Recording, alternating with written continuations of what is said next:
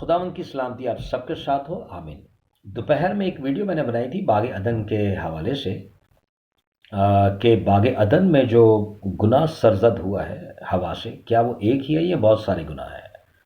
सो मैं समझता हूँ कि वो बहुत सारे गुनाह हैं। जब मैं कलाम का मुताला करता हूँ और उस बात पे ध्यान देता हूँ तो मुझे उसमें एक नहीं है बल्कि एक से ज़ायद गुनाह छुपे हुए नज़र आते हैं।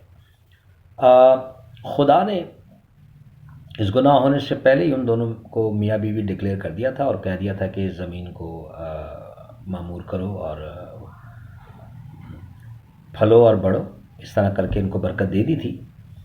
और फिर खुदा ने आदमी को शौहर को जो है कहा कि औरत का सर जो है वो शौहर है।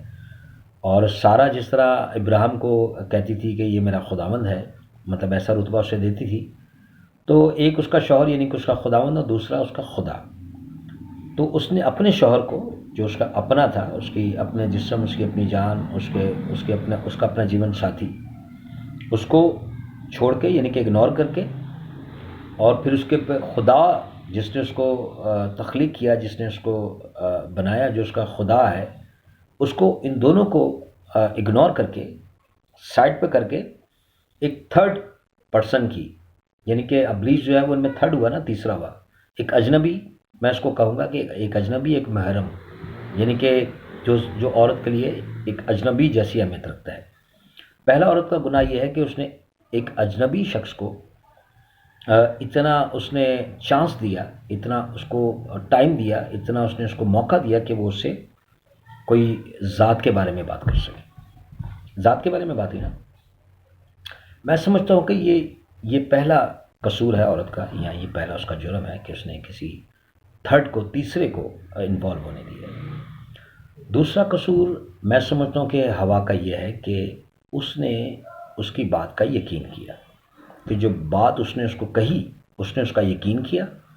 तीसरा कसूर ये है कि उसने उसकी बात सुन के उसका फिर लालच किया, तो ये उसका तीसरा गुनाह है। चौथा गुनाह यह है कि उसने उस बात का जो उसने सुना, जिसमें उसका लालच है, फिर उसने उसका इरादा कर लिया, ये उसका चौथा गुनाह। पांचवा गुनाह यह है कि उसने उस काम को अमल में लेकर आ गई, उस फल को लिया और उससे खा लिया और अपने जिस्म में दाखिल कर दिया।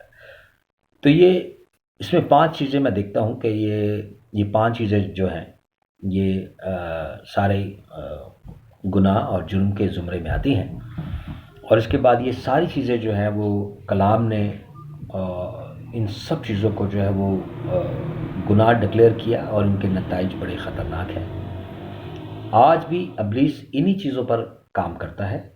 इसी तरह से वो एक थर्ड पर्सन से आपकी ज़िंदगी में पहले वो इन्वॉल्व होता है। आपकी जो कमज़ोरी होती है, आपकी जो परेशानी होती है, आपकी जो फ़िक्र होती है, जो आपकी दुखती रग होती है, वो सबसे पहले उसे पकड़ता है और फिर हमदर्दी जताता है। हमदर्दी जताने के बाद फिर वो उसका दूसरा काम ये कि वो फिर आपको एक ऑफ़र आपके सामने रखता है, एक रास्ता आपके सामने रखता है। फिर आप उसका यकीन करते हैं, फिर आप उस काम को करने का इरादा कर लेते हैं और फिर वो आप काम करते हैं और फिर उसके नताइज जो हैं वो ख़तरनाक होते हैं। सो इन बड़ी सिंपल सी ये बात है और एक सिंपल सी स्टोरी है और कलाम की बात है। आज भी कलाम में या कलाम से बाहर जो दुनिया की और जो किताबें हैं जो हमें सिखाने के एतबार से लोगों ने, आलमों ने जो लिखी हैं, सब जगह इन चीज़ों का जिक्र है कि कोई अजनबी या कोई गैर शख्स अगर किसी औरत से बेसबब और बिला वजह की हमदर्दी जताता है या करता है, कोशिश करता है, तो उसके नताइज ख़तरनाक होते हैं।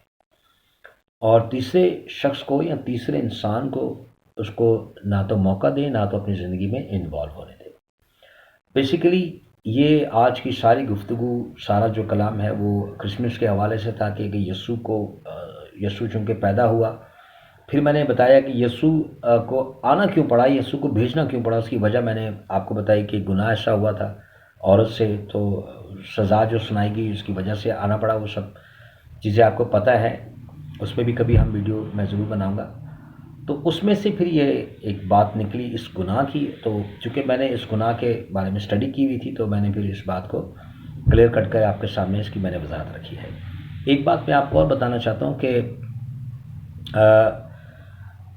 جب یہ سارے گناہ ہو رہے تھے، جب یہ ساری چیزیں چل رہی تھیں، تو خدا نے اپنے کلام کو دیکھا، اپنے کلام کی روح سے خدا نے یہ فیصلہ سنایا کہ اس کا بڑا سمپل سا میں آپ کو طریقہ کار بتاتا ہوں کہ جب کوئی عام آدمی کب جرم کرتا ہے، جب پولیس اسے پکڑتی ہے تو پولیس اس کی چارج شیٹ تیار کرتی ہے.